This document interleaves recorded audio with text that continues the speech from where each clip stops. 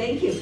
Welcome to tonight's program on Paved Paradise, How Parking Explains the World, with the author Henry Grabar. My name is Margaret Copey. I am the convener of the League of Women Voters.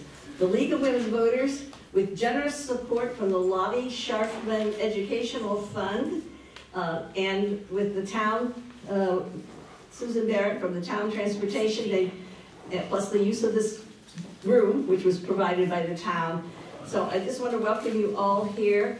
Upcoming events, the only next thing coming up is a week from Friday, we're having our first Friday where we will have the people from the monument, the Women's Monument, the LexMedia, the sculptor, and the president of LexMedia will be that. That's 9:30 Friday morning, next Friday morning at the community center. Yeah, a week from tomorrow. Okay. We're being filmed tonight by LexMedia. You can see the young man over there. And that should be available next week on the LexMedia website for people who would like to see this. Bathrooms are up those little stairs in the back here. They're on this level here. If you want to make sure you get an email with the link from here, there are sign-ups on the tables outside. There are also books for sale from Maxima Bookstore, local bookstore. The agenda tonight is the keynote speaker, followed by a panel discussion with reps from MAPC, AARP, and the area towns. I think I've got these all right: Acton, Needham, and Watertown, followed by questions and answers. And then I believe Dr. Grabar has agreed to do some book signing. Mr. Just Mr.? Okay. So, Mr. Grabar, Henry Grabar is a 2024 Loeb Fellow at the Harvard Graduate School of Design. Since 2016, he has been a staff writer at Slate, where he writes the Metropolis column, that was with a focus on housing, transportation, and the environment. He was the editor of the Future of Transportation anthology and is the author of Paved Paradise, How Parking Explains the World, which is published in 2023 by Penguin Press. He writes a newsletter on Substack called Ground Floor. So after Henry does his presentation, which should last about 30 minutes or so, we will have the panelists. And we will, I don't even know what this part says. I'll skip it then. What? Yeah, I think that's it. So with that, I'd like to have Henry come up to the podium here.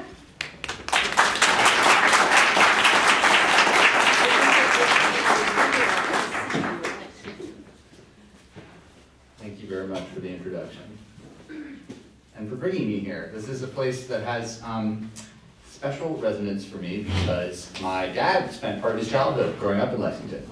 And I'm sure that my teenage father would have been proud and a little perplexed to know that his offspring one day would be here addressing the community about this particular subject.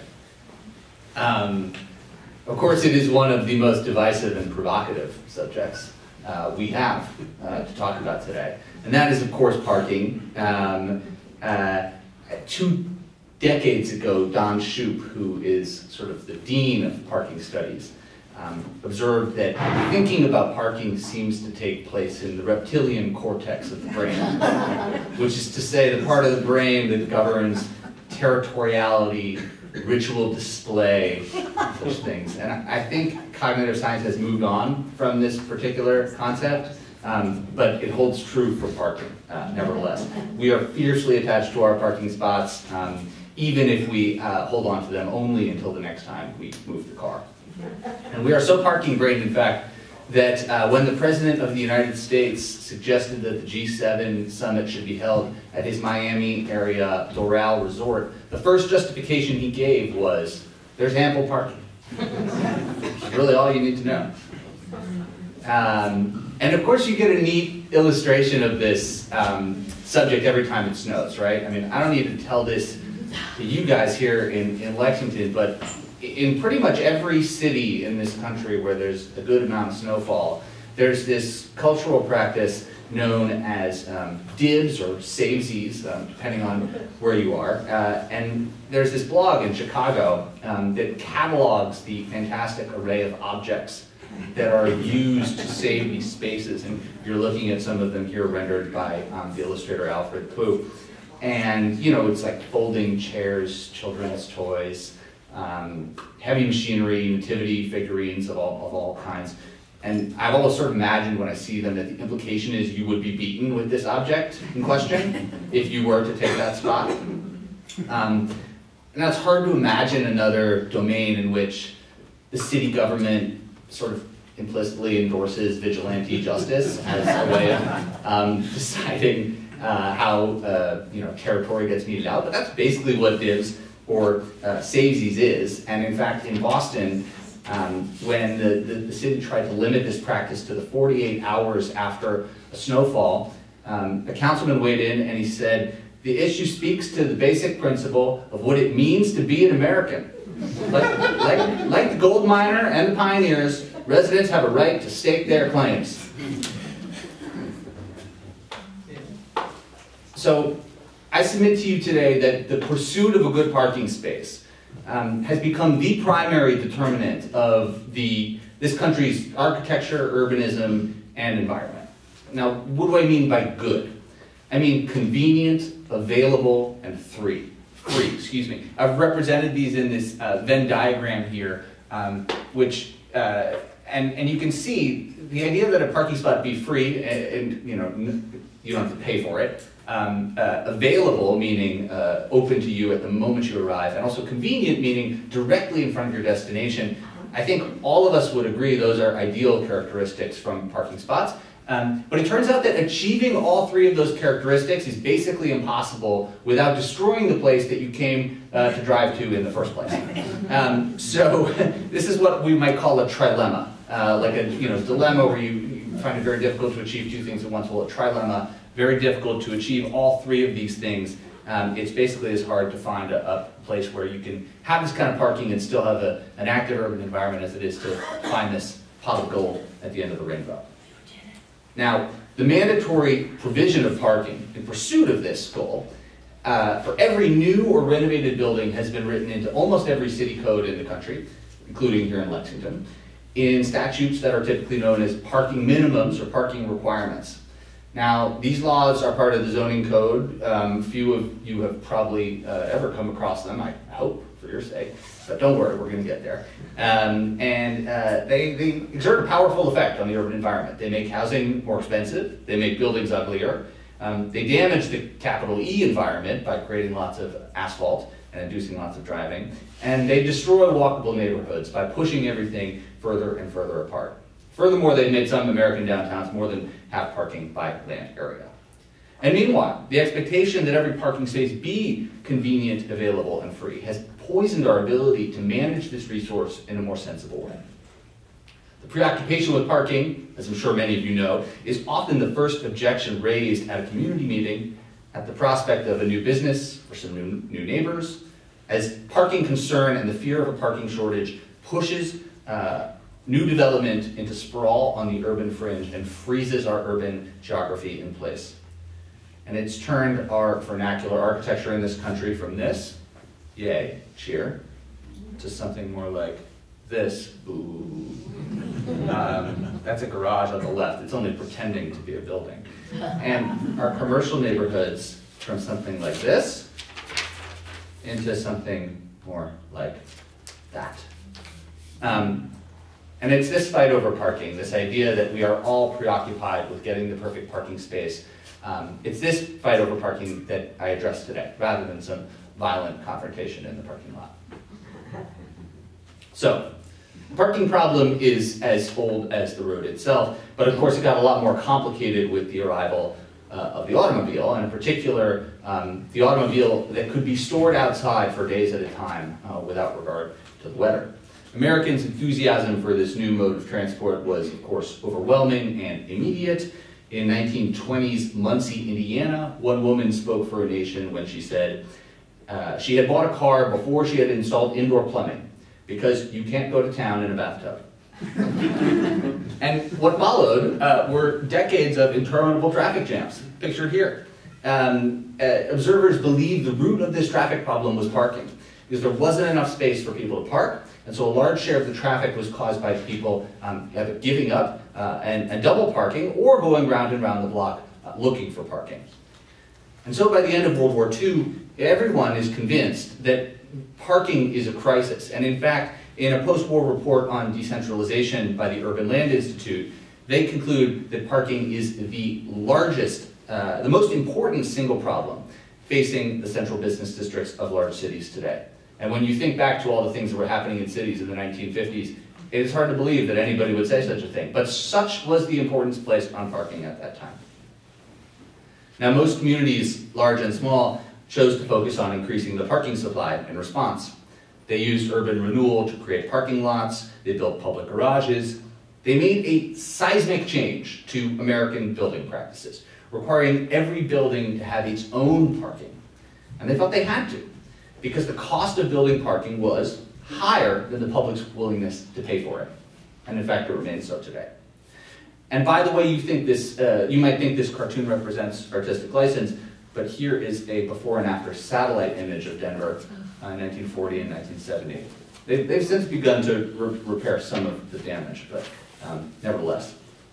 Now you can see what planners were thinking when they established these rules about every building having its own parking supply, because they could have the private sector fix the parking problem. And instead of city tax dollars funding these tax-exempt garages or surface lots, developers would be forced to build the parking themselves.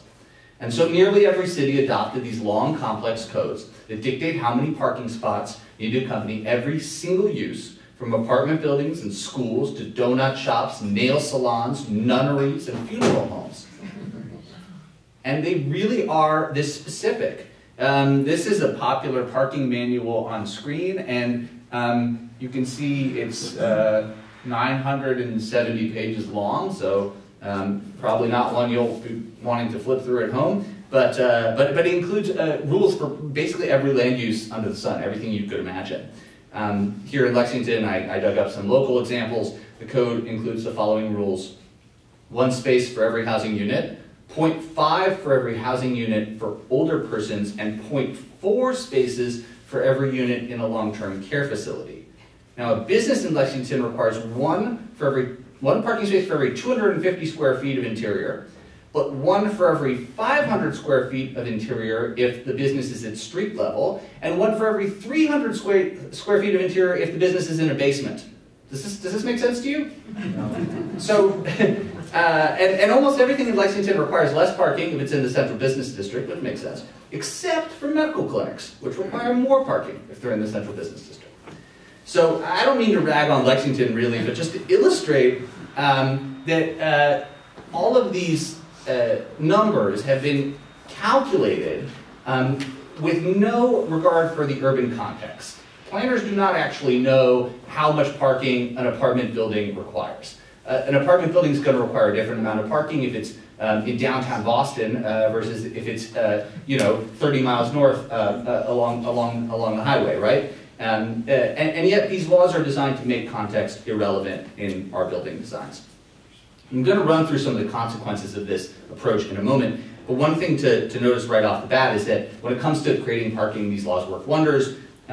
They've created so much parking that few of us ever have to pay for a space at home or at work. In Los Angeles County, there are 19 million parking spots, 5 for every household, and you can see that represented graphically here over the image of the city. Bottom left, you've got Seattle and Philadelphia, also lots and lots of parking in that urban environment, and then at the top left, you've got downtown Atlanta, and the blue represents parking. And by the way, I want to also show you for Albuquerque, where parking represents 30% of the downtown. And by the way, this doesn't even include parking that is, garages that are inside buildings or parking at the curb. And so this, I would argue, is what a real parking problem looks like. You don't have a parking problem in Lexington. This is a parking problem. And to conclude on this note of parking abundance, there are at least 3 parking spots for every car in this country. And there is more land used for storing each car in America than there is for housing each person. What you can see here, this is convenient illustrate juxtaposing the square footage required for 2 parking spots and the square footage required for a 2-bedroom apartment. So forcing the private sector to take care of car storage had some unforeseen side effects. And that's because parking both takes up a lot of space and costs a lot of money to build. And it's also because parking is always built for the peak moment of demand. So parking lots are mostly empty most of the time, and that's very much by design. In the meantime, all this required parking adds tens of thousands of dollars onto the cost of every single home, and sometimes millions onto the construction cost of larger projects. And for every completed building that you see with a bunch of parking included, there's one that you don't see because it didn't pencil out. Too much parking was required, and the developer couldn't make it work. And as a result, we've simply stopped building small buildings in this country.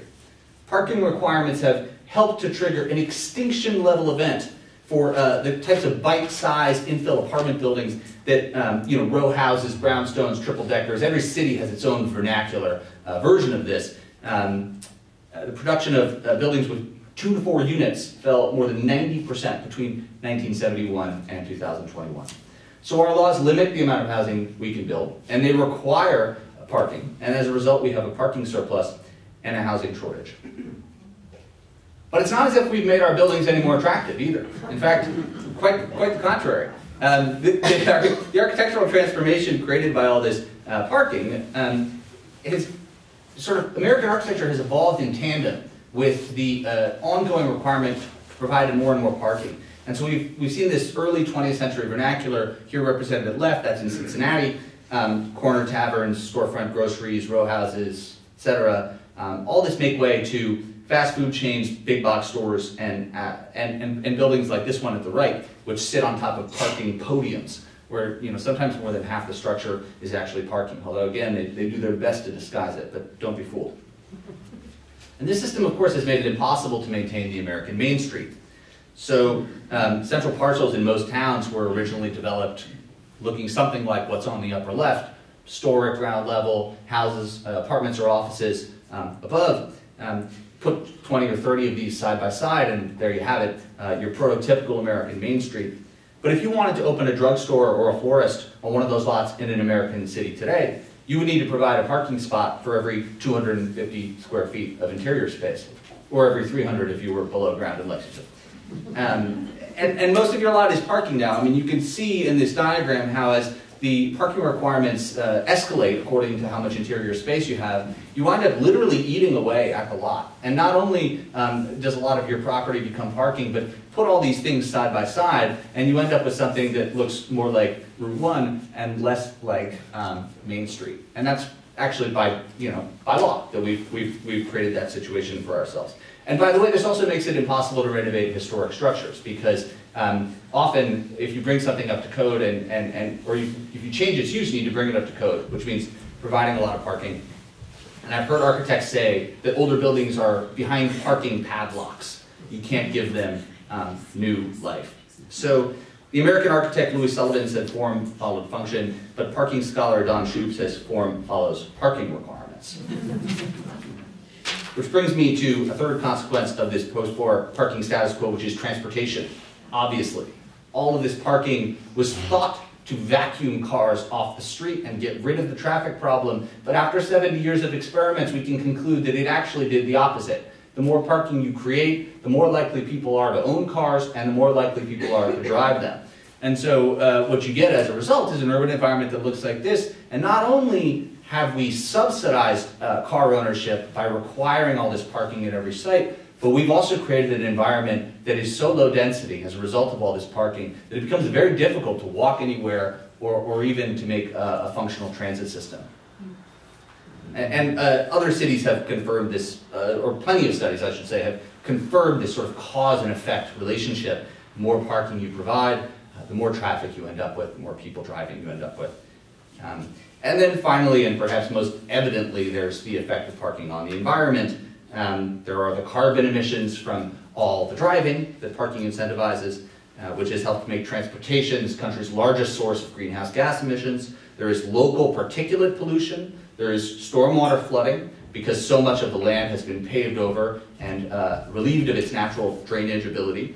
And then the flip side of that is that there's a lack of groundwater replenishment because all this water just goes down the sewers instead of being soaked into the aquifers.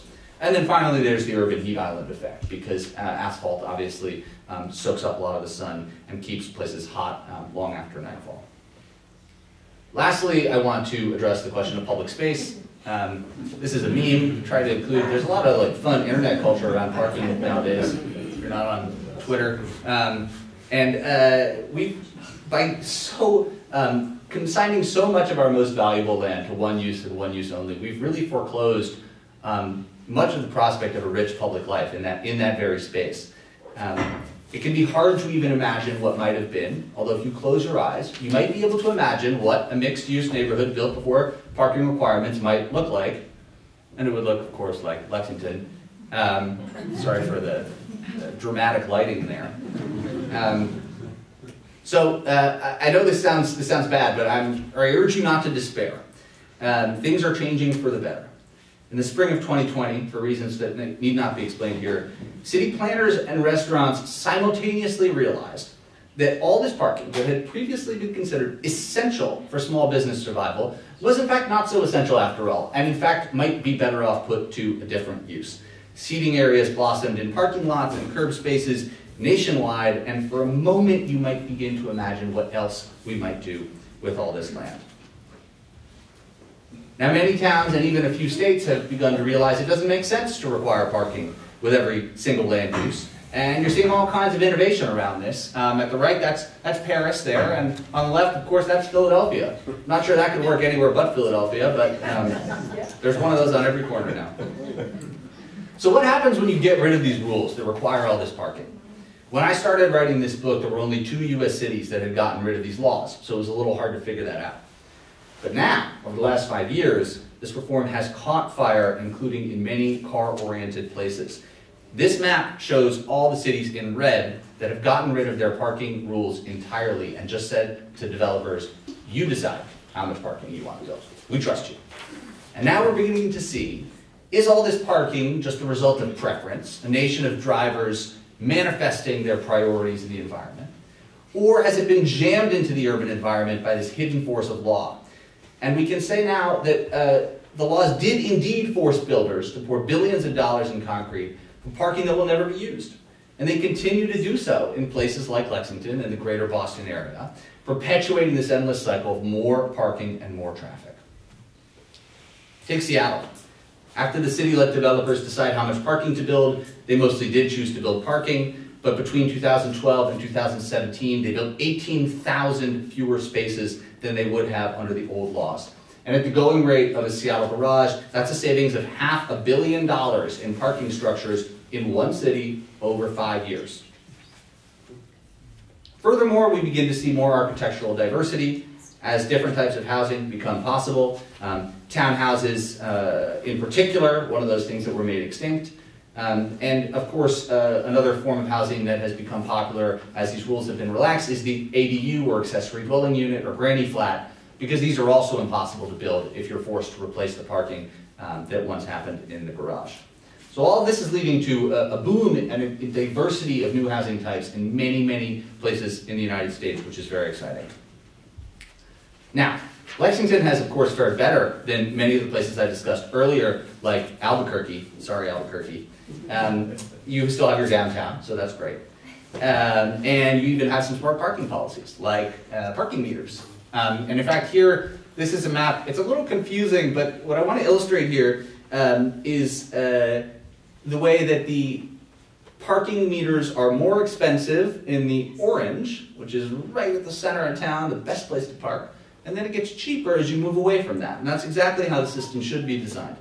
The inventor of the parking meter was an Oklahoma City newspaper man who looked out his window and realized that employees of the downtown businesses showed up first thing in the morning and they parked all day long. And he said, if I could just get those people, nudge them off that main drag a little further away, we would have more space here for everybody else who needs to park, run an errand, buy something, etc. And that's the idea behind these different bands of color in Lexington, right? Force those all-day parkers into the depot lot or even further away, while the curb downtown remains open for business.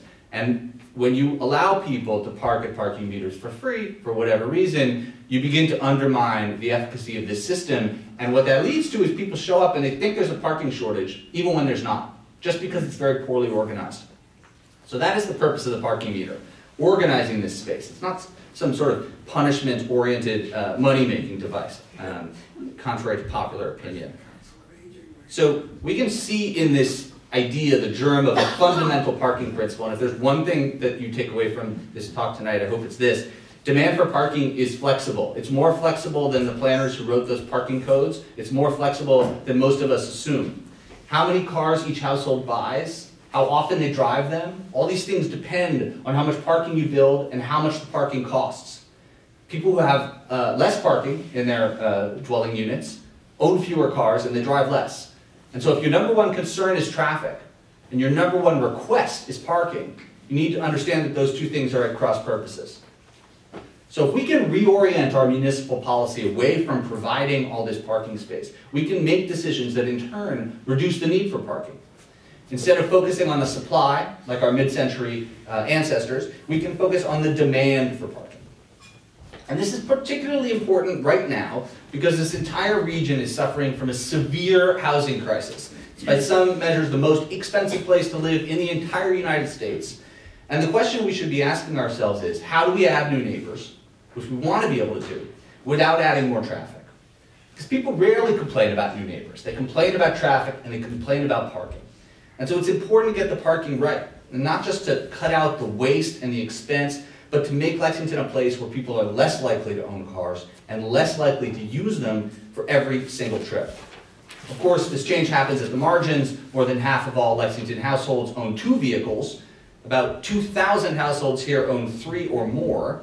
So the change is really about households with 3 moving to 2 and households with 2 moving to 1. I'm not asking you all to give up your cars today, but I'll give you a free book if you do. Now, what does this mean to accommodate this growth in Lexington without creating more traffic? It means 3 parking reforms. First is shared parking, right? Let the builders decide, because there's lots of complementary uses that can share a common parking lot that's used at different times of day, like a church at a school, or a courthouse and a movie theater, or an office and an apartment building. Some of the parking reforms we've seen, don't just forget this is up here. In Buffalo, which has gotten rid of its parking requirements, they've had a lot of success with mixed-use projects in particular, building less parking than they had to before, precisely because they unlock these efficiencies.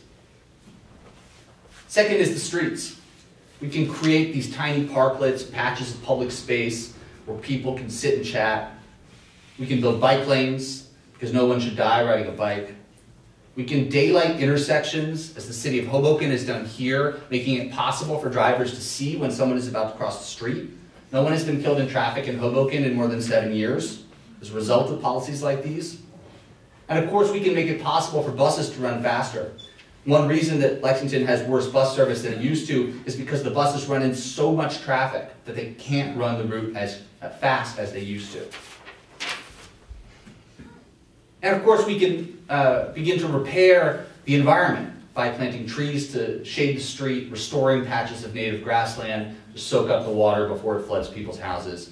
And these changes aren't just nice to live by, they also make it possible for more trips to occur on foot, on bike, and so on. All of these possibilities have been sacrificed in search of the parking trilemma: available, convenient, and free. Finally, this is me talking to you. Finally, I encourage you not to fear the parking shortage. We have a very powerful tool to include more neighbors and amenities in our lives without creating more traffic. And it's simply to build things closer together with less parking. And if we were to take some of our existing parking and permit ourselves to do something else with it, we would have so many more schools, cafes, gyms, doctor's offices, everything within walking distance. Without so much required parking, we could build closer housing for teachers, firefighters, senior citizens, young adults. Commutes would shrink if working-age adults could find housing near jobs in high-opportunity places like this one. And that means better opportunities, but also less traffic.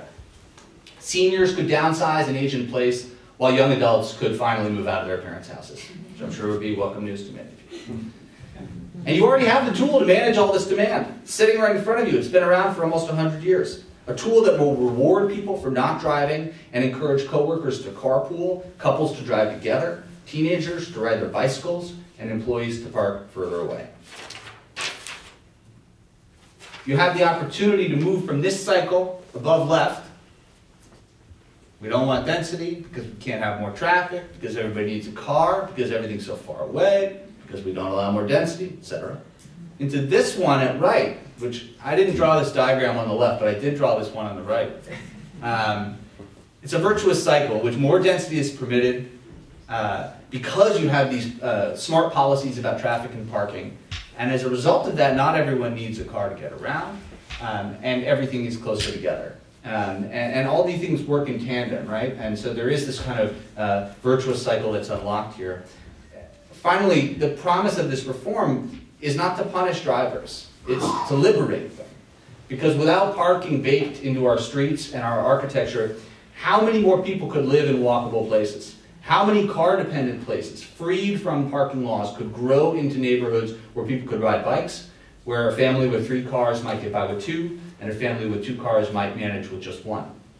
In that world, it might not always be easier to find a parking spot, or cheaper, but it would be easier to live in a place where you would not need to drive quite so often. Kids could walk to school, and adults to the grocery store, and in place of those old parking spots would emerge a city so much richer and fuller and fairer that we would not think twice about what had been lost. Thank you very much.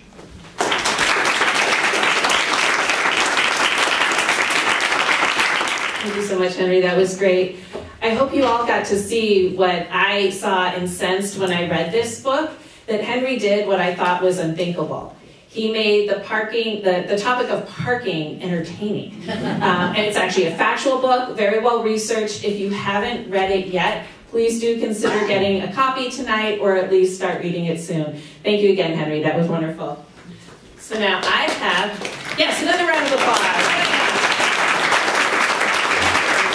It's very exciting to see the overflow here, again, talking about parking. That's exciting. If anyone wants to sit where my stuff is, come on down next to this lovely lady with long gray hair, Pam. There's a seat there. But yeah, sorry we are out of seats, but glad you're all here. So now I have the pleasure of welcoming... Okay. It's like free parking. So now I have the pleasure of welcoming our panelists to come up front, if you would. Thank you. So I'm so thankful that we have this wonderful group of panelists who have decided to devote a little bit of time to us tonight.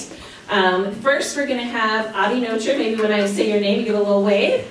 We have Adi. Thank you, Adi. Adi is Senior Transportation Planner for MAPC, which is the Metropolitan Area Planning Council. Adi is a Boston-based urban planner with 20 years of experience building sustainable and equitable communities through transportation, environmental, and community development initiatives. He holds a Master in City Planning degree from MIT and a BS in Environmental Studies and Biology from Tufts University. I'm going to introduce everyone, and then they're going to come up and talk one after another.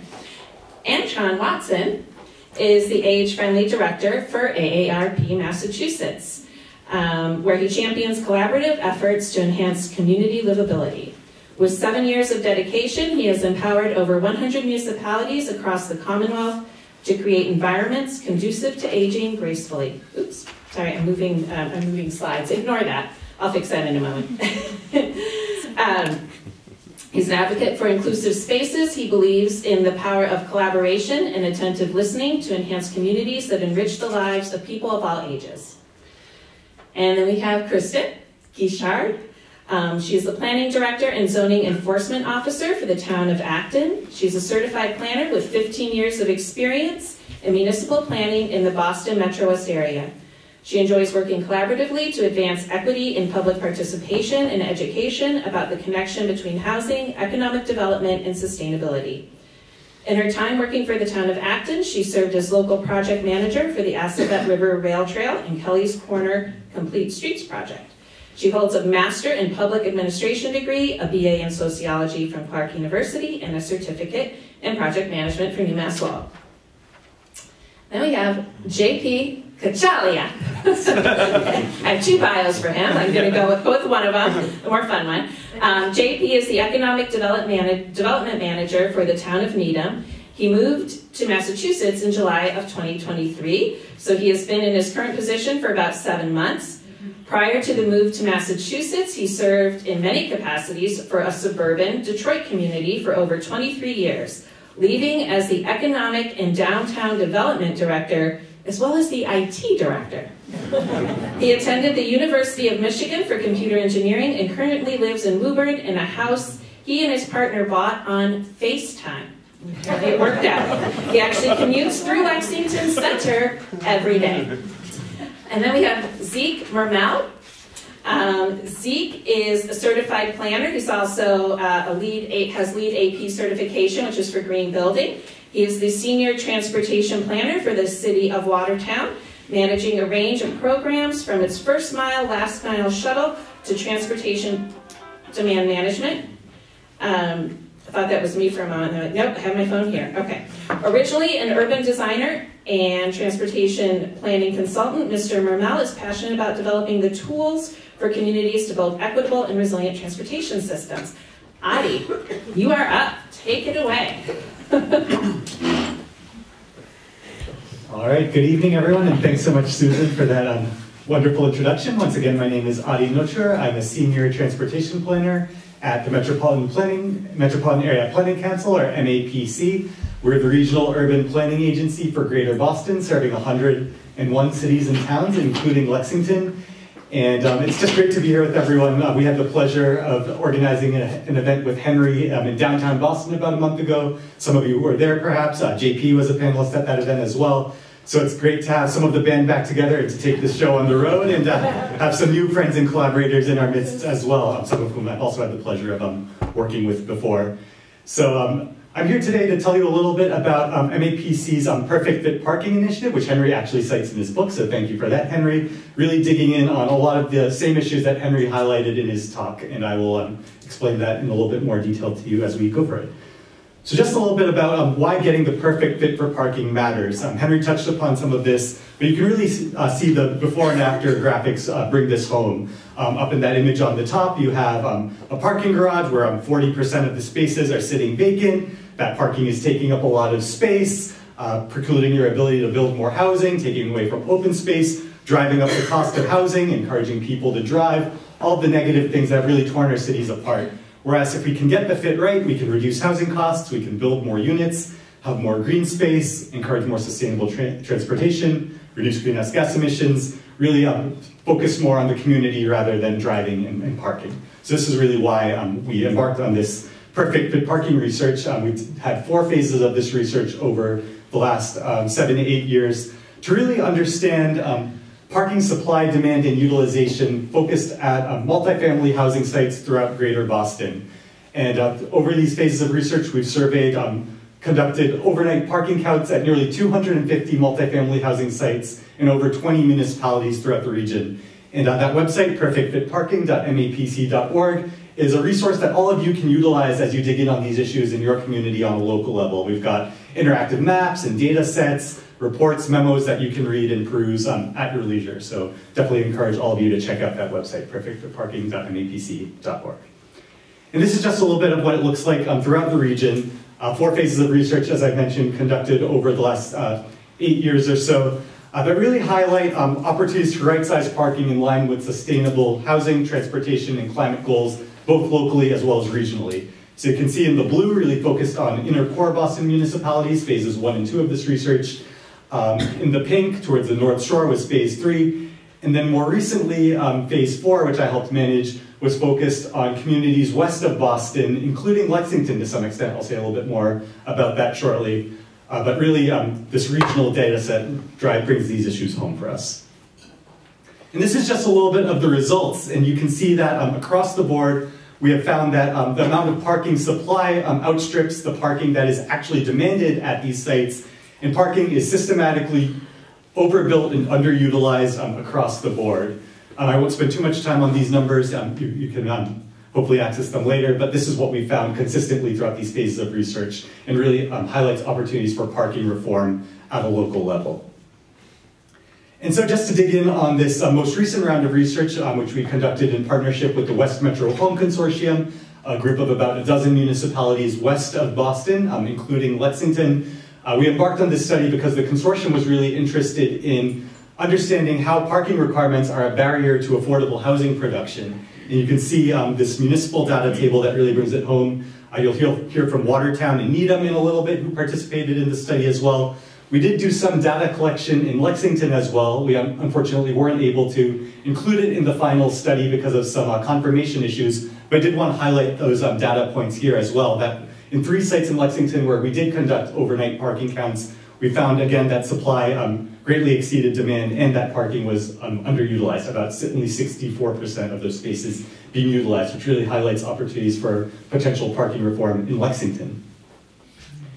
And we also wanted to understand what factors are driving parking demand across the region. So we built out a statistical model that looked at 25 different variables, building characteristics, location characteristics, and we found that parking supply was the biggest statistical driver of parking demand. Literally, if you build it, they will come. The more parking you build, you'll attract car-owning households, or people who move in might feel encouraged to buy a car to take advantage of the free parking on site. So really getting a handle on parking supply is critical to reducing parking demand.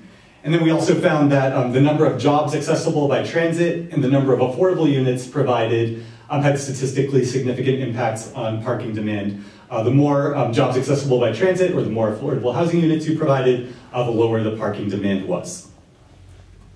So what does that mean in terms of reform? It means that we can get rid of parking minimums, move towards parking maximums. We have opportunities to reduce parking requirements and parking ratios across the board.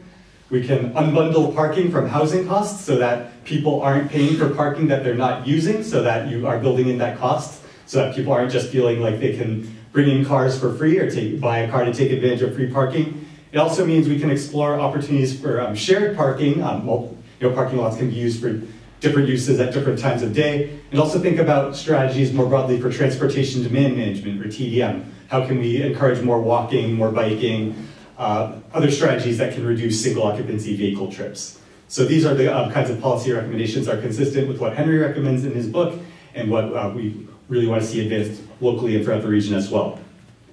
And cities and towns all across the region are already moving in this direction. It's not just the inner core of Boston. You're going to hear from Acton and Watertown and Needham shortly a bit about what they're doing, so this is just a quick highlight up here. I won't read this out loud.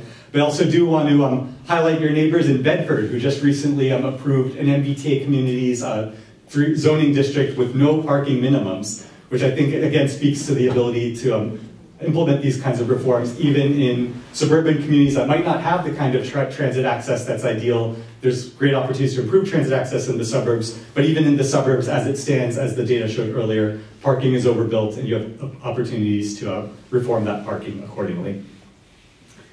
And then just a little bit of a preview of coming attractions here. MAPC is hearing from a lot of the cities and towns that we work with that this issue of parking at lab and life sciences facilities is a big concern. Lots of these facilities are getting built and constructed throughout the region. Oftentimes, high amounts of parking are being proposed, and we've heard from Lexington and other municipalities that we really need to get a handle on this issue of lab parking so we can get the parking right. So we're actually in the process of doing a perfect fit parking style study for lab and life science facilities throughout the region. We have our phase 1 memo that has come out, which summarizes a lot of the background research we've done on this topic.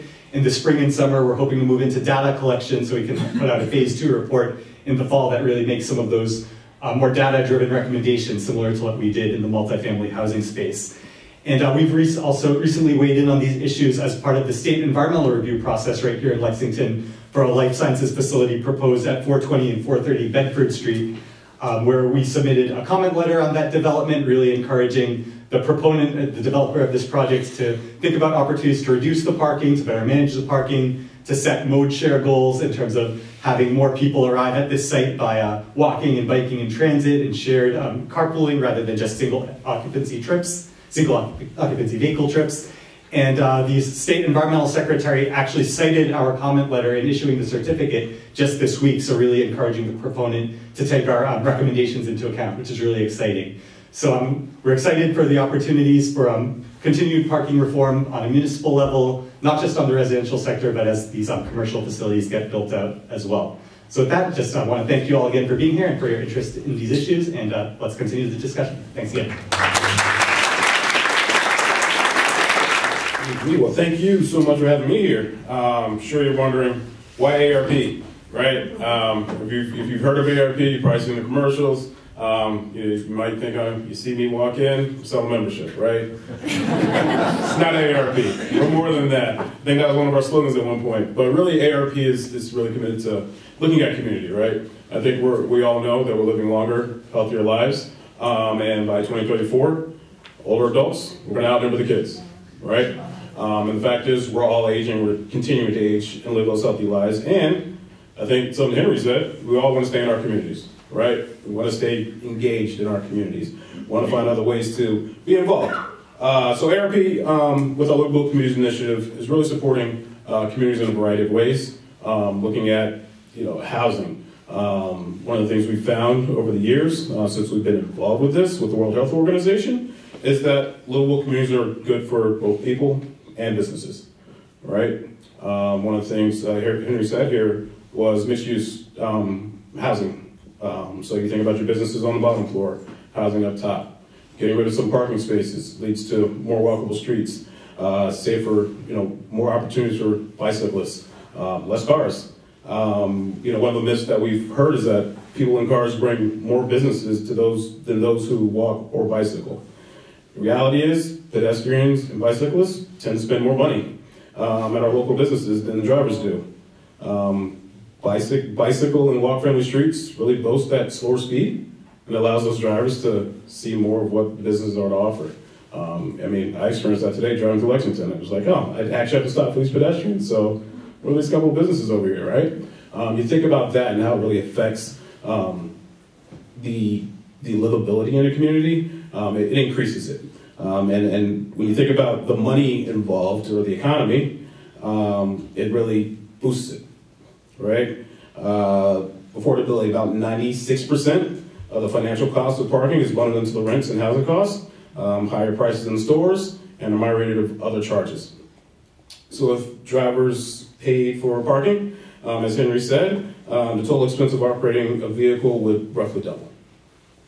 In addition to really enhancing that walkability and connection of residents to where they live, the compact developments require less expenses per dollar to the tax base and provide and maintain roads, water, sewer, infrastructure compared to sprawling, less connected developments. So you're saving money. You allow for more of those investments to be put into the community, right? Here, as you think about the walk score, again, more walkable communities really boost the value of our homes. And that's both for older and younger adults moving into communities. So there's lots here. ARB is committed to this work. We're working with communities across the state. We have about 116 at this point that have really raised their hand to become age-friendly and are looking at this, as well as the state. As an age-friendly state, we're committed to supporting the communities that are taking on this effort and finding ways to address policies related to this. But I'll leave it on this, that communities are greatly influenced by the residents' quality of life and are fundamental to people living happier, healthier lives. Communities really are places where residents build their relationships with friends, neighbors, healthcare providers, community organizations, schools, businesses, and given the impact that communities have on residents, long-term well-being, particularly older adults, they should include those features that really allow for people of all ages to thrive and age in the communities they choose. If you want to hear more or look for more, ARB has lots of resources. Don't get lost on the website, but there are lots of resources. Actually, a nice library that talks a lot more about the economic development side of things and how creating these more livable communities can really support that effort. Here in Massachusetts, nationwide. So please take a look, and thank you so much for having me.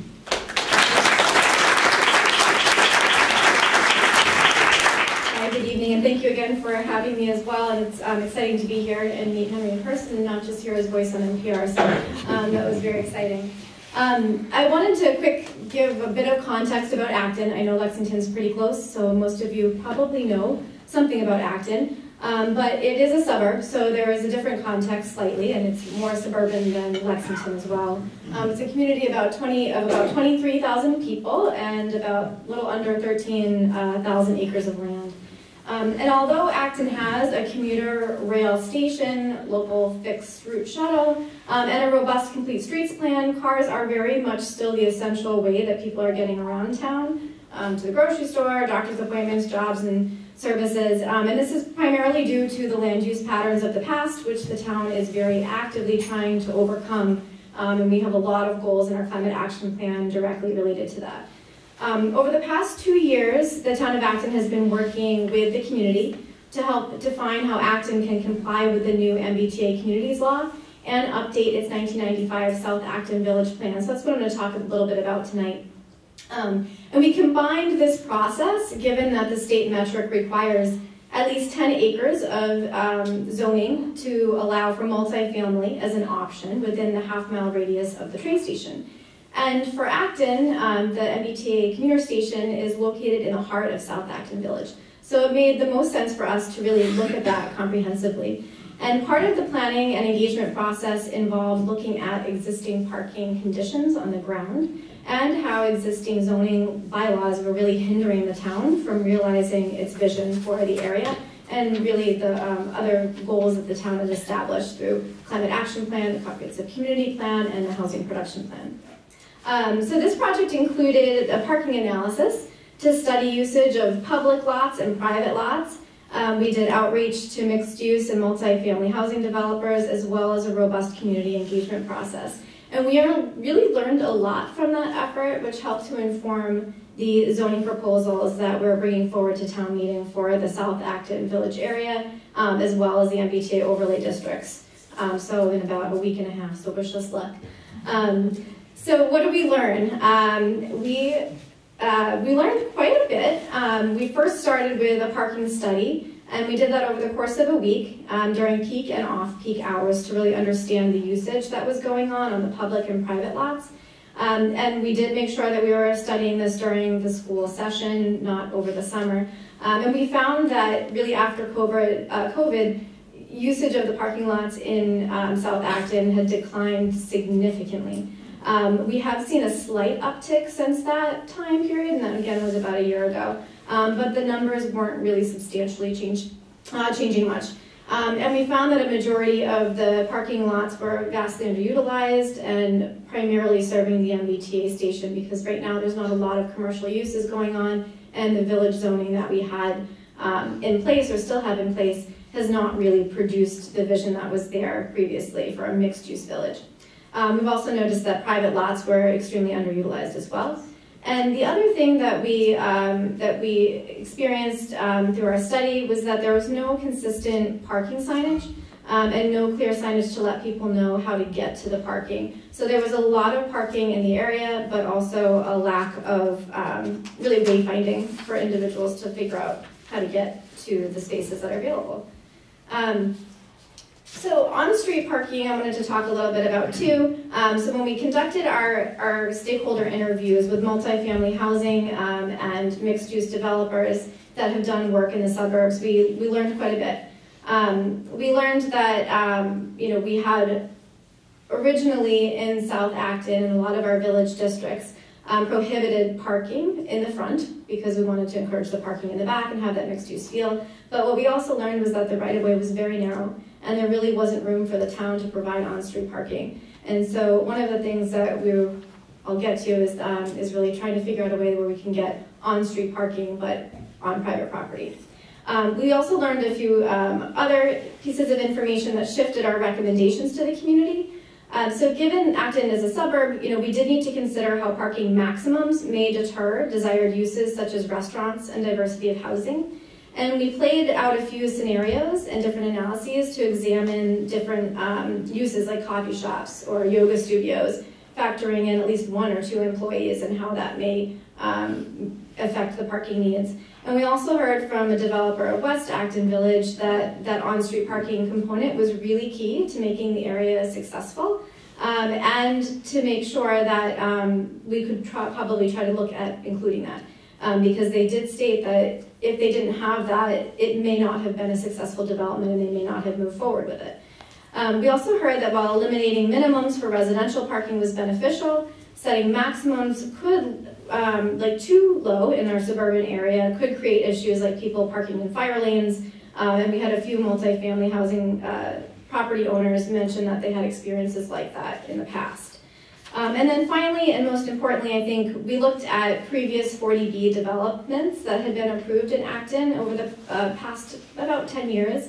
And we found that most of them, if not all, were asking for reduction and waivers from the parking requirements. So in Acton, we require 2 spaces for every residential unit. And with 40B projects, they ask for waivers from zoning. And a common request was for less parking. So if the market didn't need it, why were we requiring this? And we're seeing this kind of over and over again.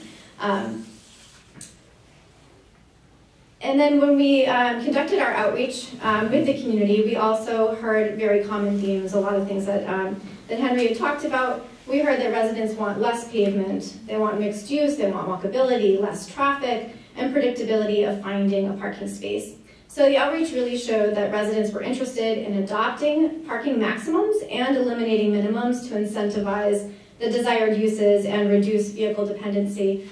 So we actually asked that question quite directly with lots of sticky dots, and there was only one individual that was in the no, they didn't want to do this particular scheme of getting away from having more parking. So with all that information combined, what we proposed and what we're going to town meeting with is for South Acton Village. You can see that little map on the bottom. It's the pink and blue area with the train station with the big T. We are proposing in our mixed-use area to eliminate minimum parking standards for desired uses like restaurants, commercial recreation, which is like yoga or karate, and art studios, for example, and reducing the minimum parking for residential from 2 spaces per unit to 1 space per unit, because there was still a concern with the community about not having enough. So again, we are a suburban community and in some ways taking small steps, and also imposing parking maximums for all other uses that were not in high, I guess, highly desired. And then the parking maximums would be set based on the current minimums. So basically just flipping it. Whatever we require as minimum now, changing that to a maximum. And for our MBTA overlay districts, we have 2 different ones. One is smaller scale residential at 10 units per acre, kind of in that yellow color and the purple color. And then we have a higher density area that is in the green area. There's another location too, but it would be a lot to put on the map there. So in this particular case for these areas, the small scale, again in the yellow and the purple, we're imposing a maximum of 1.5 parking spaces per residential unit if it's surface parking. But if at least 1 parking space is inside in the garage, for example, then the maximum could be increased to 2 spaces per unit. And then this is a district where we see, or we're expecting to see like duplexes or townhome style, so we're trying to keep that in mind. And then for the larger scale MBTA overlay district, the proposal sets a maximum of 2 spaces per unit with no minimum. And this is a district where we expect to see larger scale, like an Avalon type development. All of these locations are either very close to the train station or less than a mile from the train station, or South Acton Village and West Acton Village. It's kind of nestled between the 2. And then I just wanted to mention 2 other action items that came out of our visioning process.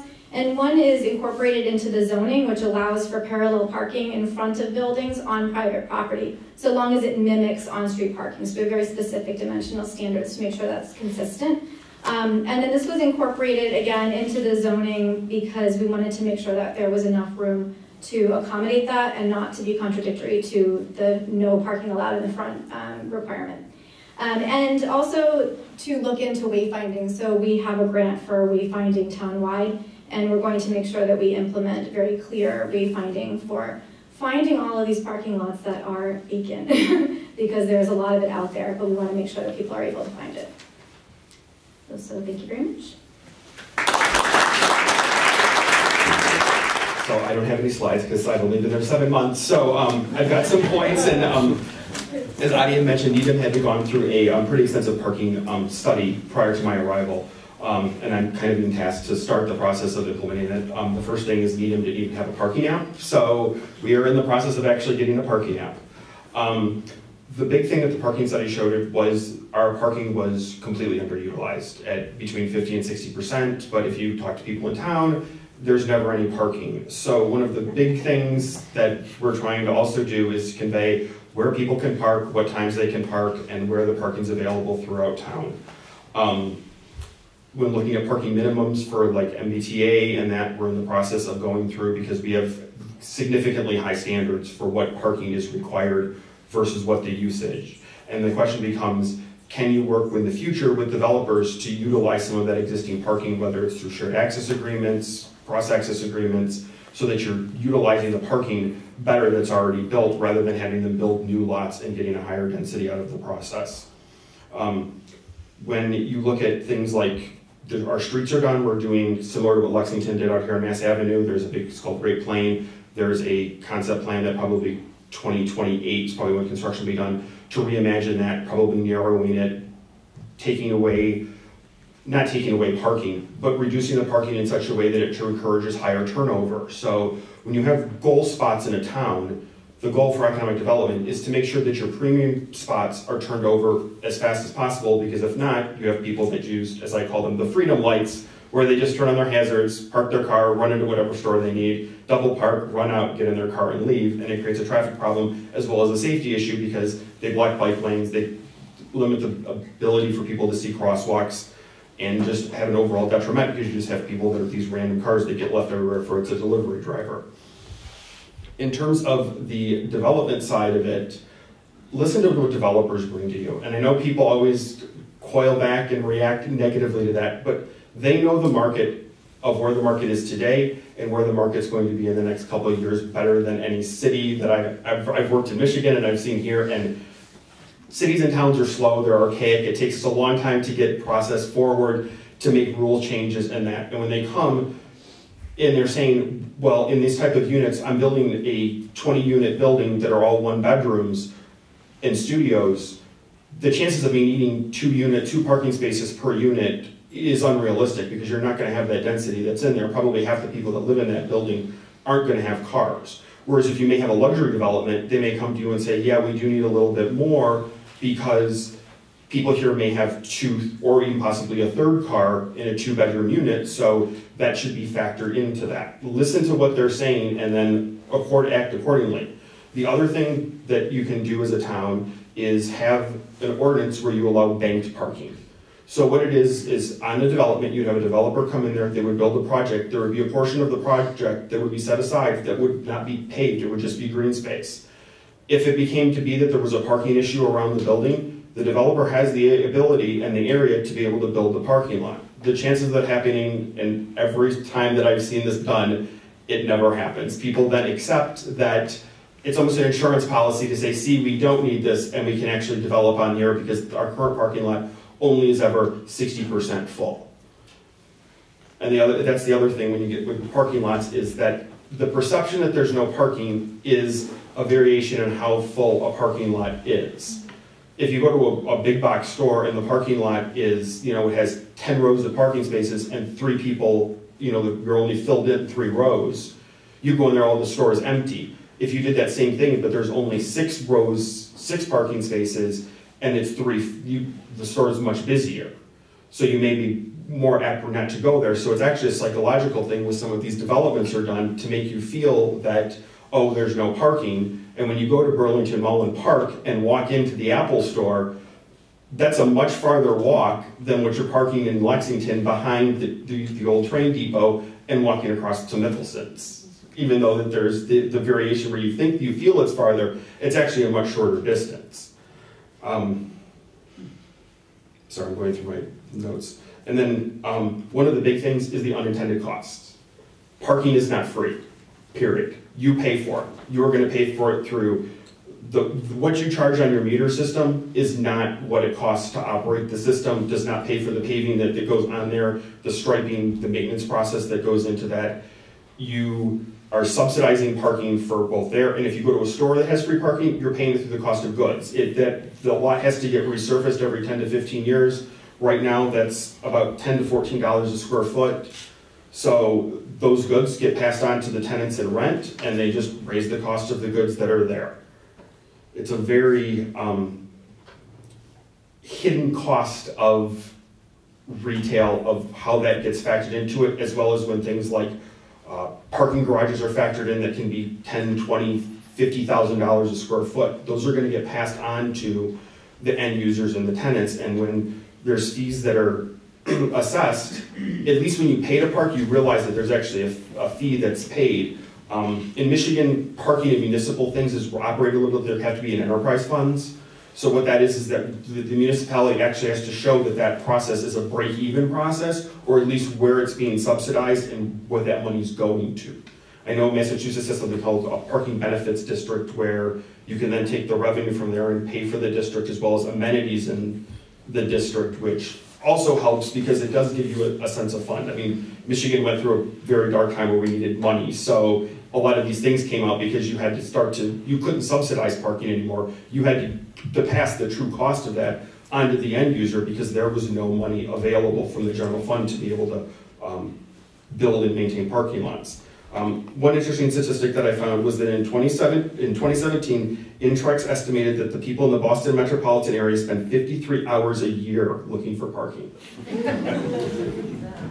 So that is a big thing. And the other thing I will say is, I don't know if Lexington does it, but I know it's in Michigan as well, and they're starting to waive them for this reason, is that a lot of towns in their municipal lots do not allow parking overnight. It's completely banned. What they're finding is that that actually encourages drunk driving, because people are not allowed to, they go to a restaurant or they go out, and if they have one or two, they know that their car is either going to be ticketed or towed, so the solution is they would rather drive home than leave it there and risk that. So I will leave it with that and everything. And hopefully I didn't go too much over. Hi, good evening, everyone. Thank you, Lexington, for having me here. It's great to meet the panelists and all of you. My name is Zeke Mermel. I'm the Senior Transportation Planner for the City of Watertown. So what I'm here to talk to you tonight is, as you've heard from Henry and others, that there's a certain value you get for right-sizing or reducing parking. So what do you think you can do with all that extra land that would have been parking that's now for something else? So I'm going to go through some strategies, but before, where, essentially you're not your next door neighbor, but we're close to you. What you see up on the left is our scenic city right along the Charles. I often like to think that one of my goals as the transportation planner for Watertown is to make sure that it's Watertown and not parking lot town. We are right there along the river. We've got lots of water. Let's not become a parking lot town. On the right, you can see our recent meeting we had. We had about 250 residents showed up for our MBTA communities initiative, and we'll get into some of that later. So we've got a growing population. We've got about 9 or 10% new housing units since 2010, and you can see highlighted some of our peer communities that are presenting and hosting. So I'm here to tell you about a tale of two developments in this part of the presentation. On the bottom of the screen, you might be familiar with Arsenal Street, which is one of our arterials, one of our stroads, one of our streets that has a mix of different uses along it. On the left is Elon Union Market, which is you'll start to see more slides, but it's a fairly new development, mixed use, mostly residential. And same with Gables on the right. It's a little bit, a few years older, but it's got some comparables. They're of similar style, and on the top right corner you can see the architecture of Gables, and I'll go through Gables first. So Gables was this development that was built right before our design guidelines. And right before, we had a parking minimum and maximum. And what's interesting about Watertown compared to the other two communities here, we don't have rail, but we do have a big bus hub. But these two developments are along one of the busy T bus routes, the 70. So you can see that, with Gables before the Min and Max, there's a lot of parking spaces, 519 for just 296 units. So we're thinking we can do a little better than this. On to the next one. Elon Union Market was just a little bit after, but most importantly, after all these new policies were in place. Still, we want to bring it down even more. You can see there's 350 spaces, more than units, housing units. So we're kind of moving in the right direction. We have our min and max, but what can we do better? So there you see on the left, we flipped it around. Gables, the older development, Elon Union Market, on the right, the newer development. On Gables, it's, this parking garage, my background's also in urban design, and I can just say that which community wants a hulking parking garage taking up the view from their neighborhoods? So on the right, small victories here and there. We were able to, with the new parking maximums, we were able to chop off a level from the garage. We essentially built in savings for the developer. I really liked how, you were saying, listen to developers. So we really saved them money and essentially caused there to be less massing, less parking was needed on that after the Elon Union Market. And then this, similar to some slides earlier tonight, you can really see the impact of one parking space compared to, with the housing crunch. I recently moved back here to Greater Boston, and I just find it just a great time to be here with all the attention being paid to the housing crisis.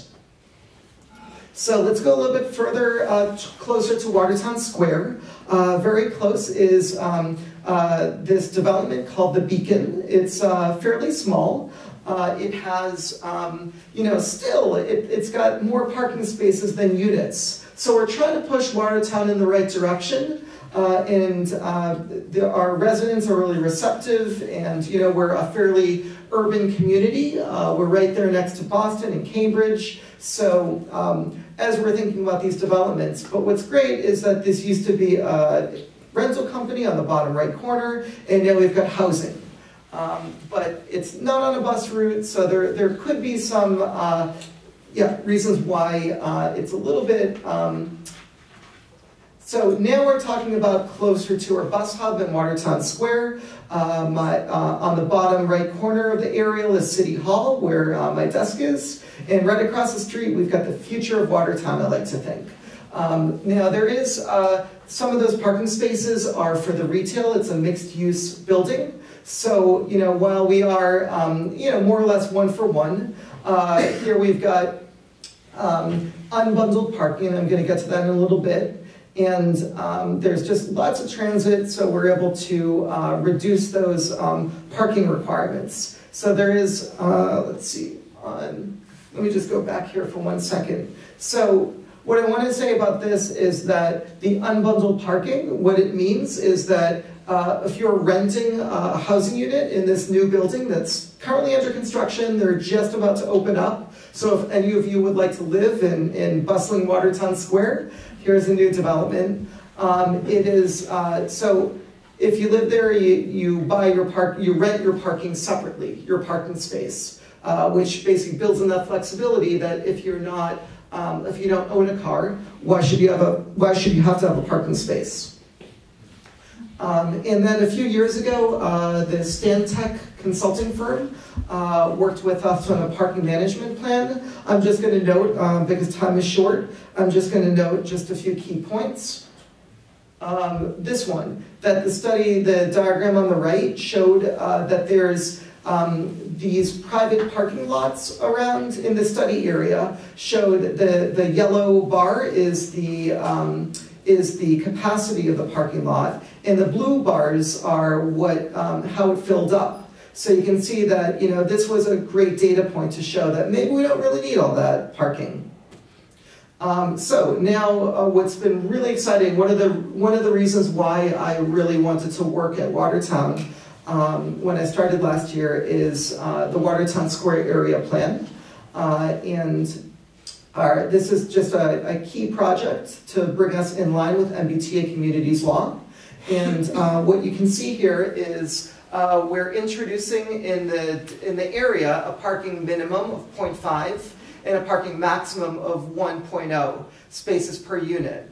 Right now, everything's kind of geared towards that 1 space. So we're really trying to bring down, and as we move further into the future, maybe we can, in the future, think about even less. But for now, this is what we're thinking about. This is not set in stone. We're still at the iterative point. We're still updating. We've got a lot of engagement with the residents, getting input. But you can see here in our design guidelines are on the bottom right corner, you can see there. And so it's all a very exciting time to be in Watertown and Watertown Square. So I'll close off with this point. Our path to less parking, ever so incrementally, we've been using, thinking, again, working with MAPC. Thank you, Addie, for all the work that you've all done in your collaboration on the parking study. So what's the right amount so we're not overbuilding? Turning those minimums into maximums, very key. Let's see. Yeah, so again, shared parking, you see the bottom right corner, like what was said a few moments before I started. You can see, for example, a church sharing a parking lot with an office. Imagine how many less parking lots or parking spaces are needed when you share it. And that's kind of built in our transportation demand management and a few other strategies to really optimize. I'll end with this, and this is, I think, similar to what you've all done in Needham. We call it shadow parking. And you can see this new development that's just coming online in Watertown, where the arrow is pointing to is a landscaped area that's like that, what you said about an insurance policy, where it's doubtful that this will ever be developed.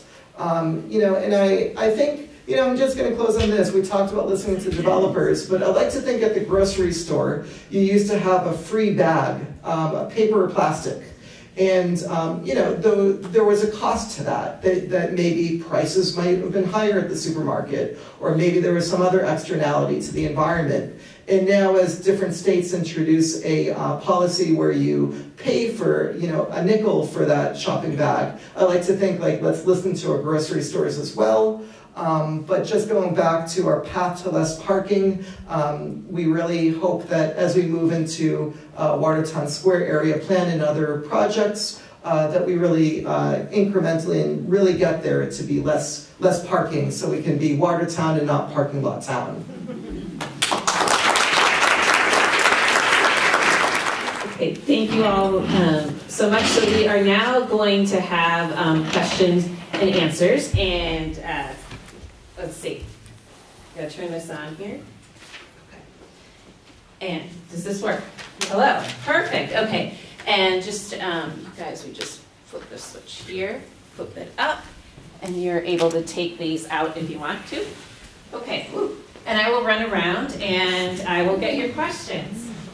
This is like a talk show. My question is, you have to hold it kind of close. My question is for Acton, whether any of the housing, the parking is unbundled.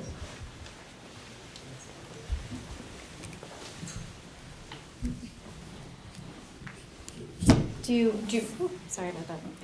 Is it on? Yeah, you have to talk pretty close. Oh, okay. Do you mean existing housing? No, the proposal that you were talking about, is there any charge, like separate charge for parking versus, or is it all part of the housing? Okay, the zoning isn't instituting that. The proposed zoning doesn't have that in there right now, but I think it's a really great idea to try to incentivize or to talk to developers about. Yeah, it just sounds like a great way to bring down housing prices. Thank you, very nice. Yeah, I think this one might be for Mr. Nochar. You were talking about the biolab parking, and I think we had a project recently where a certain amount of parking was proposed, the developers came up with more parking than was needed. And I think the logic might have been that they needed it because the lender thought that they needed it, and I don't know if you have any thoughts about the requirements being put on developers by lenders. Can folks hear me? Yes, absolutely. That was something that came up during our phase 1 research memo, which is now available, that developers were getting pressure from the lending community to build more parking than what was required by the zoning. So that's certainly something that we've heard and that we want to be mindful of moving forward, but that's definitely came up in our research. Okay. Good evening. My name is Steve. I live in a neighboring community. The majority of land in my town is zoned for single-family homes predominantly. And what I sometimes get into conversations with friends about, the idea of wanting to impose parking maximums, but the challenge is, in a single-family zone district, you don't have the ability to sort of average things out like you do in an apartment. And I'm wondering what kind of strategies, or do you know of any strategies for trying to reduce parking in, that kind of context, single-family zoning specifically?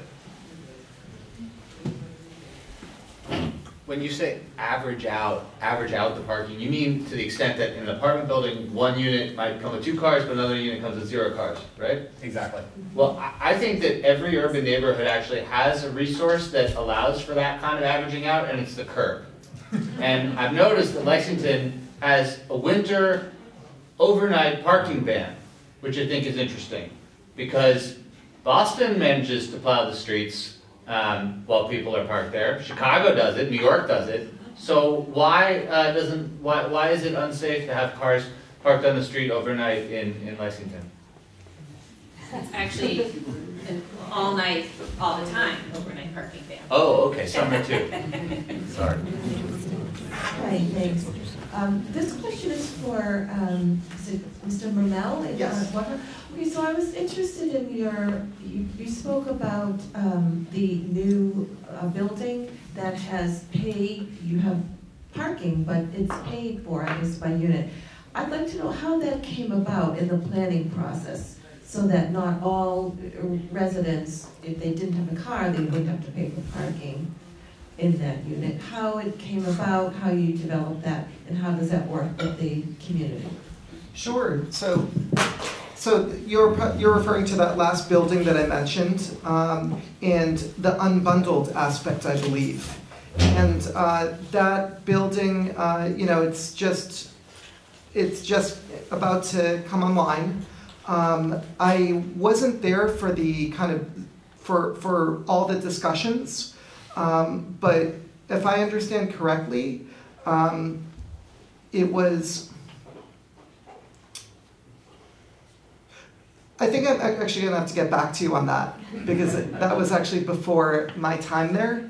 So, but it is, just to kind of speak about that process in general, we've just found that it's just a great way to right size, especially when you're right in the heart of Main Street, and we don't want our walkable district to be to have extra parking.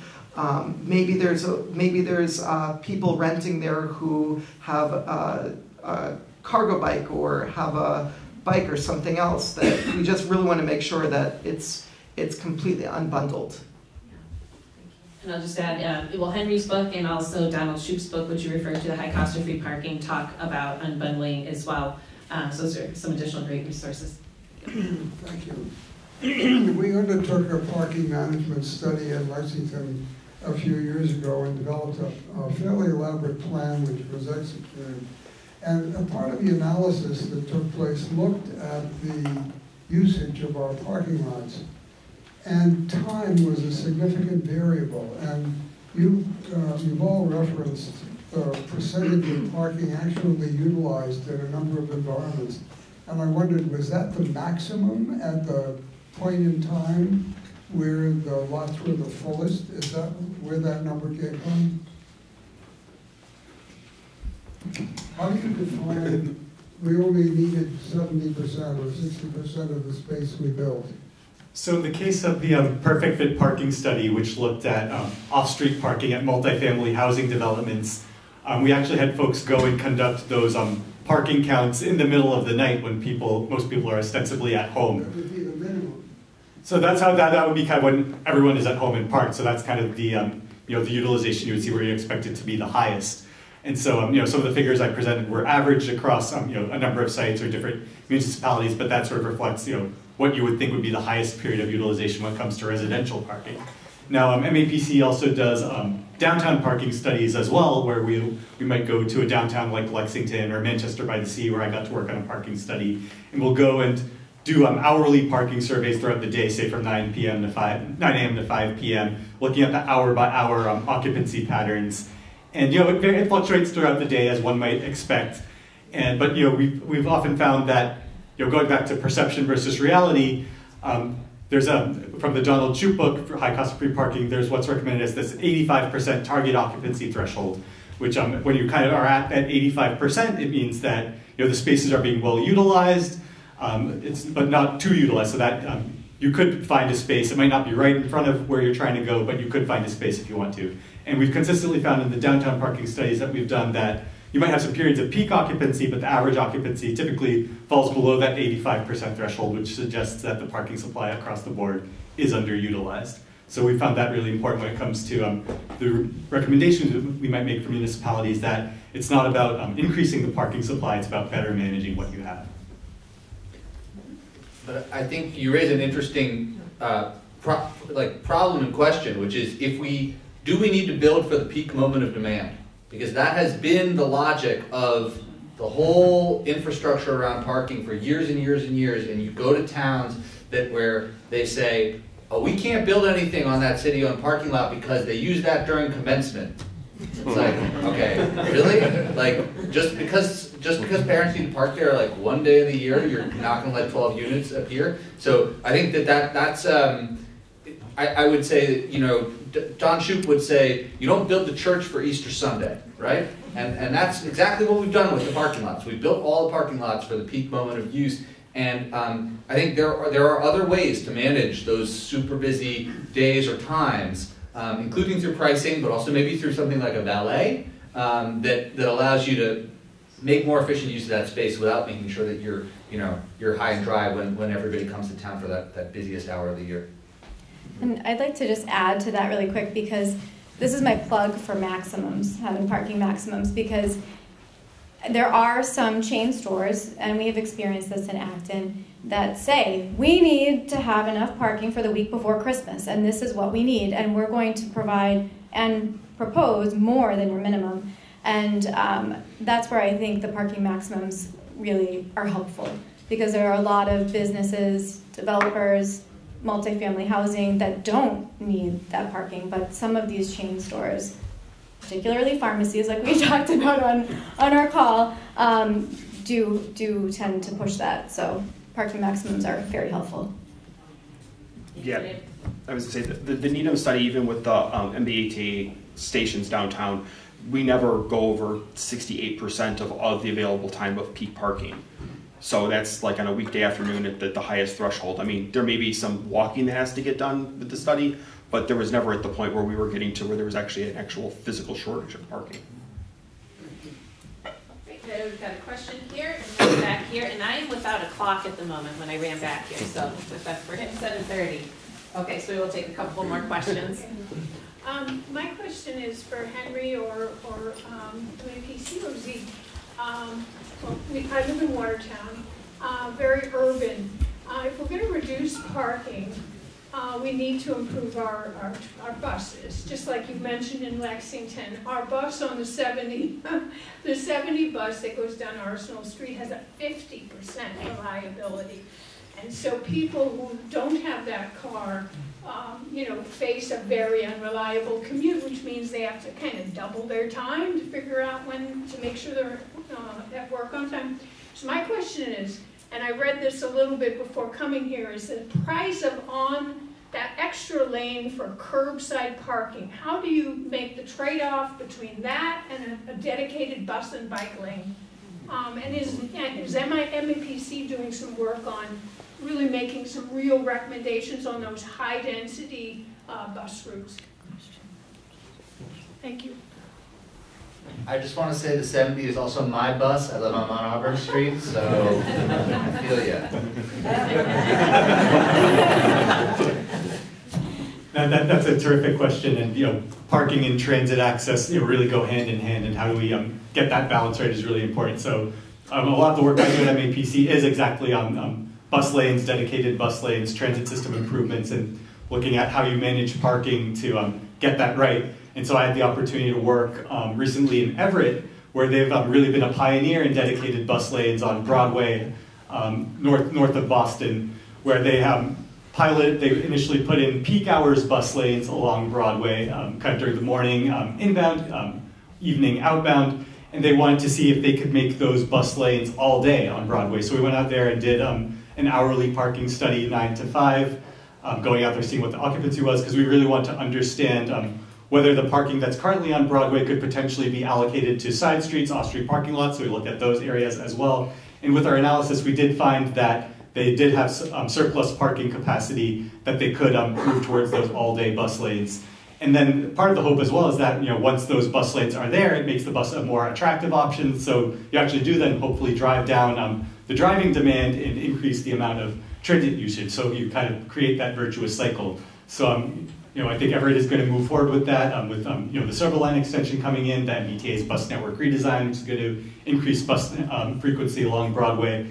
And so we're definitely eager to explore other opportunities to do that throughout the region as well. But that's a great question, and definitely part of our transit portfolio and transportation work at MAPC. So I just want to say, it was a son? So I just want to say that what's interesting about the 70 bus is that it was just a few days ago, if you've heard of the Pokey or Schleppy Awards, they're the top 10 buses, I believe, in the region. And I believe that the organization is called Transit Matters, if I'm correct. Yeah.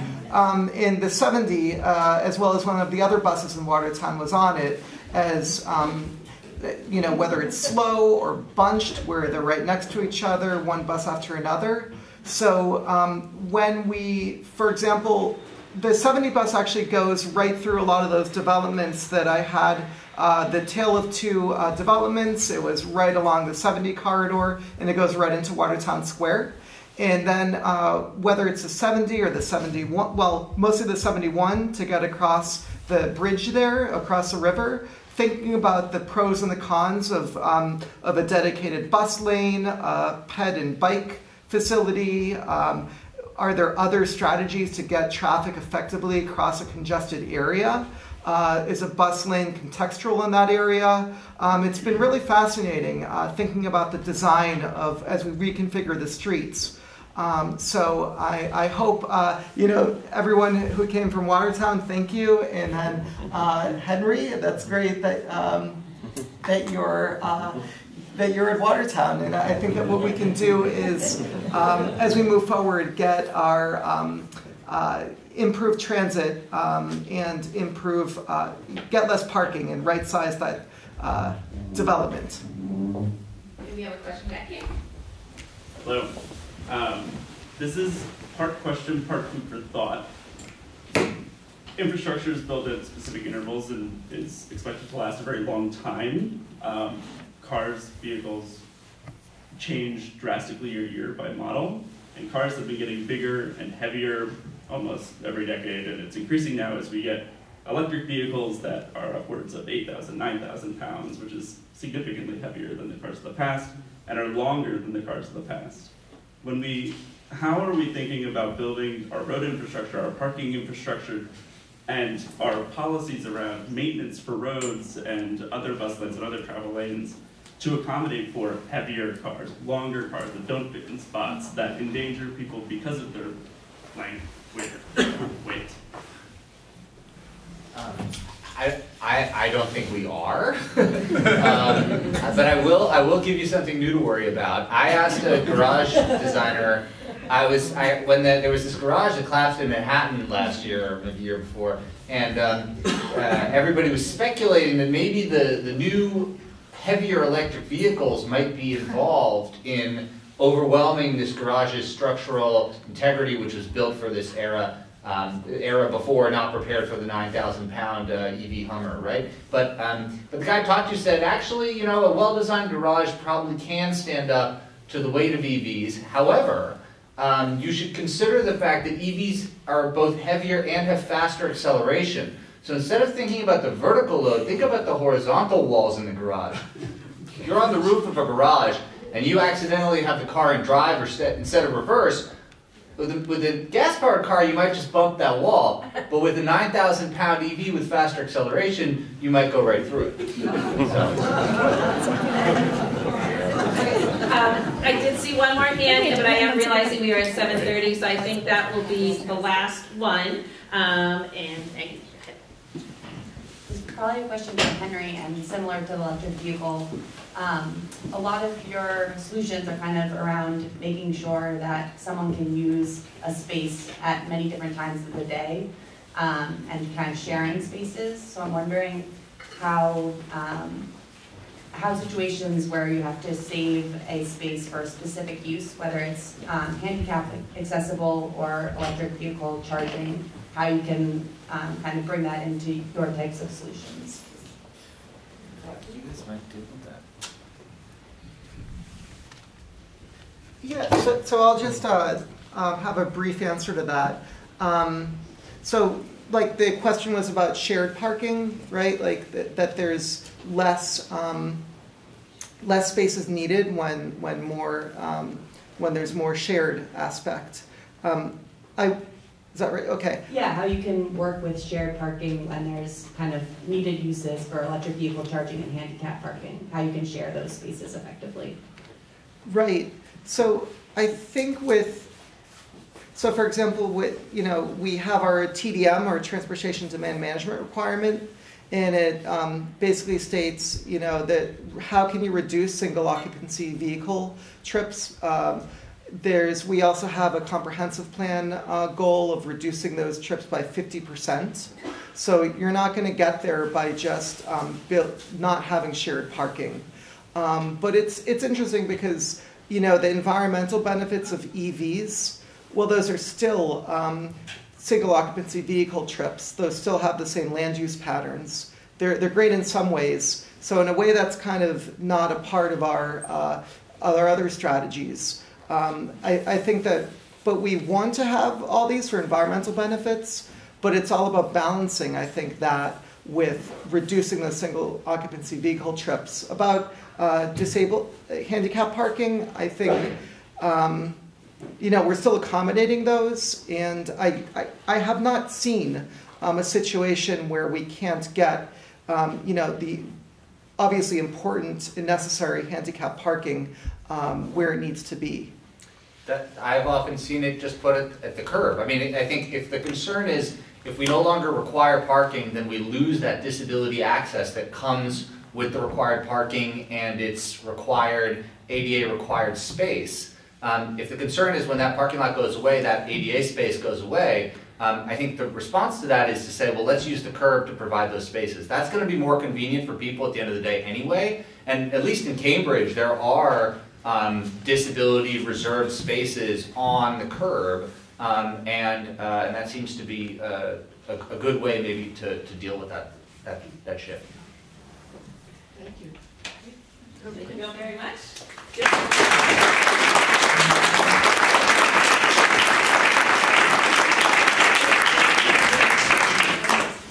Hi, I'm Wendy Manns. I'm one more member of the Lexington League of Women Voters Board, and I'm just here to tell you how much we appreciate all of you coming this evening and sharing all these insights with us. And we're also delighted at the number of people who've turned out to hear it.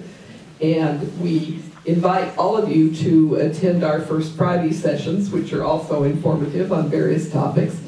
And I'm thanking all of you, and I believe that books, am I correct, Susan? Books are available out in the lobby for those who would like to get a copy of Henry Grabar's book.